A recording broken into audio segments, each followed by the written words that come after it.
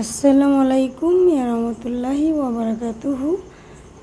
আপনারা সবাই কেমন আছেন? আশা করছি আপনারা প্রত্যেকেই ভালো আছেন, আমরাও ভালো আছি।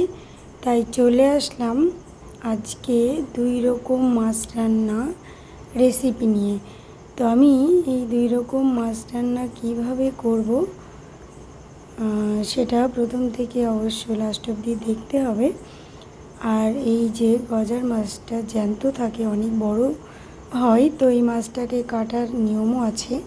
এই মাছটাকে কাটার জন্য 2 টুকরো করে নিতে হবে কোনো আঁশ ছাড়ানোর আগে।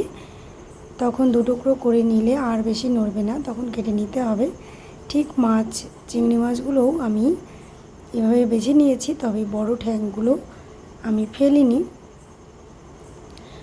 তো পরিষ্কার করে ধুয়ে আমি তুলে নিয়েছি। নেওয়ার পরে এখানে পরিমাণ মতো হলুদ গুঁড়ো, লঙ্কা গুঁড়ো, তারপরে এখানে লঙ্কার গুঁড়ো বলতে একটু শোল বা গজার মাছ যে রান্না করতে গেলে একটু ঝালটা বেশি লাগে।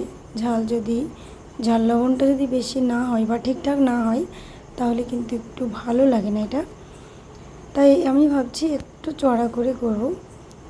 আর এখানে আদা পেস্ট করা, জিরে গুঁড়ো, ধনে গুঁড়ো, সঙ্গে পেঁয়াজ মিডিয়াম পেস্ট করে নেওয়া, তো এর উপরে আমি দিয়ে দিলাম।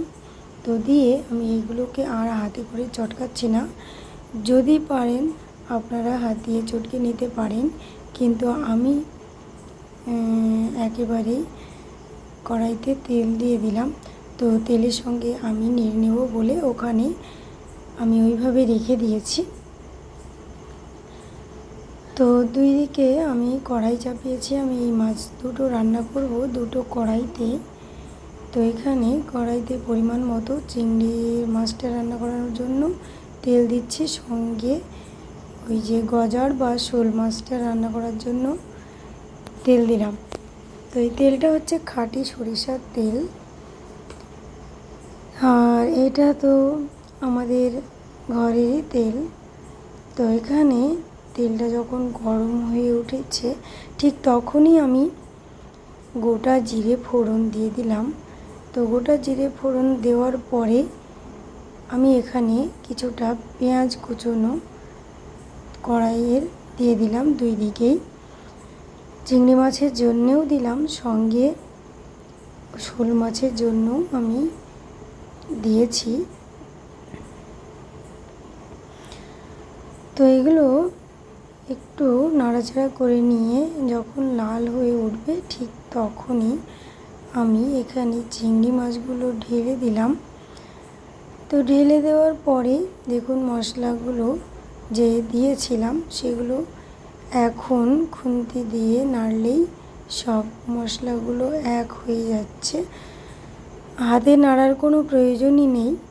যদি হাতে করে নাড়তে যাই তাহলে আবার হাতে ঝাল লেগে জ্বলতে পারে। তাই আমি আর হাতে না নেড়ে এইভাবেই কড়াইতে নাড়াচাড়া করে নিয়ে জল দিয়ে ওটাকে রেখে দিলাম। তো ওটা বেশ সিদ্ধ হবে, তো ওটা হতে সময় লাগবে। তারপরে আমি এই সাইডে ওই যে শোল মাছগুলো মশলা দিয়ে রেখেছিলাম সেগুলো এর মধ্যে দিয়ে দিলাম। দিয়ে ভালোভাবে নাড়াচাড়া করে নিয়ে মশলাগুলোকে মিশিয়ে নিচ্ছি। আর সঙ্গে এই মাছগুলোকে একটু কষিয়ে নিলে কি ভালো হয়, তার জন্য আমি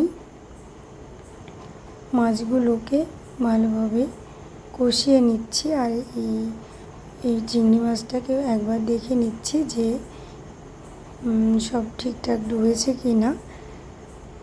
তো আমি মাছগুলোকে নেড়ে দেখছি যে মশলা আর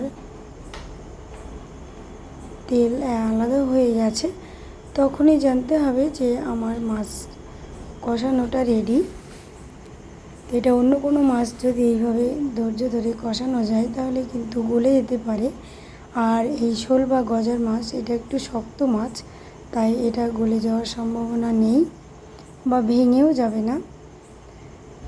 তো আমি দেখলাম যে এটা ভাজা হয়ে গেছে। এবার আমি পরিমাণ মতো জল দিয়ে দেব।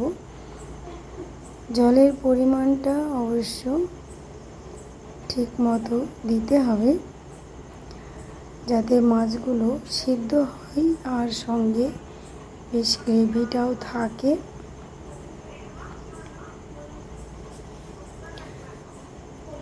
তো এখানে আমি জল দিয়ে দিলাম। দেওয়ার পরে আমি ওটাকে সিদ্ধ হওয়ার জন্য অপেক্ষা করছি। আর এখানে চিংড়ি মাছটাকেও মাঝে নাড়াচাড়া করে নিয়ে দেখছি হয়ে গেছে। এবার আমি নামিয়ে ফেললাম। এটা নামিয়ে ফেলার পরে আমি দেখছি ওদিকে আমার শোল মাছটাও রান্না হয়ে গেছে। তো এটাও আমি বন্ধ করে দিলাম। আর এই মাছটা দেখবেন ঠান্ডা হয়ে গেলে কি সুন্দর স্তর পড়ে যায়। তো ঠিক আমারও তাই হয়েছে।